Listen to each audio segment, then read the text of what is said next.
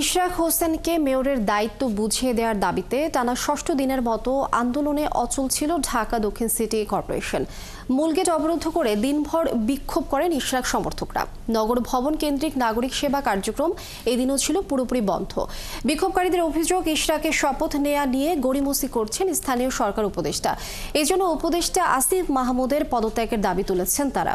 মনির মিল্লাতের প্রতিবেদন। নগর ভবনের ঘড়িটাই কেবল চলছে, বাকি সব স্থবির। কর্মব্যস্ততার বদলে ভবন চত্বর জুড়ে বিক্ষোভ, স্লোগান।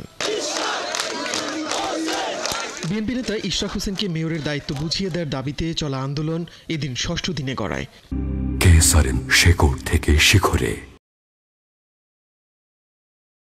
ঘোষণা অনুযায়ী সকাল 10টার আগেই ভবনের মূল গেট বন্ধ করে বিক্ষোভ সমাবেশ শুরু করেন ইশরাক সমর্থকরা। মূলত ঢাকাবাসীর ব্যানারে হলেও আন্দোলন চিত্র ছিল অনেকটাই ভিন্ন।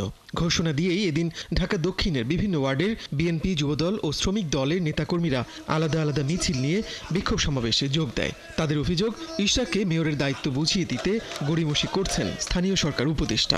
এই সরকার গড়িমসি করছে।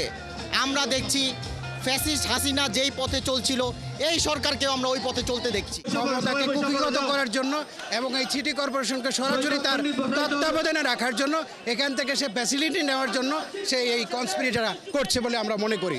কখনো স্লোগান, কখনো প্রতিবাদী গান, কখনো বা জাদু প্রদর্শনী। বিকেল পর্যন্ত এভাবেই বিক্ষোভ অব্যাহত রাখেন ইশরাক সমর্থকরা। এদিকে নগর ভবনের নাগরিক সেবা কার্যক্রম মঙ্গলবারও পুরোপুরি বন্ধ ছিল।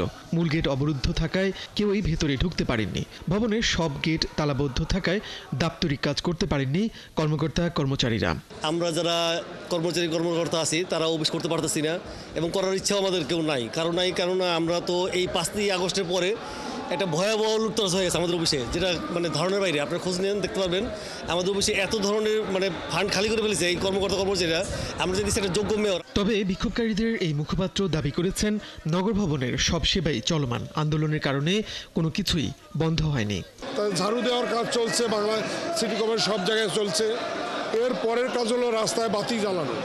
রাস্তায় বাতি কোথায় জ্বলছে না দেখেন। বার্থ সার্টিফিকেট দেওয়া হয়েছে, নাগরিক সনদ দেওয়া হয়েছে, ডেথ সার্টিফিকেট দেওয়া হয়েছে। এগুলো হলো জরুরি নাগরিক সেবা, অর্থাৎ জরুরি সমস্ত নাগরিক সেবা চলমান রেখে ঢাকাবাসী আন্দোলন করছে।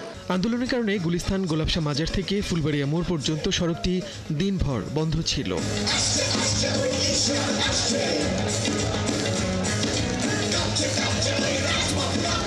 মনির মিল্লাত, ৭১, ঢাকা।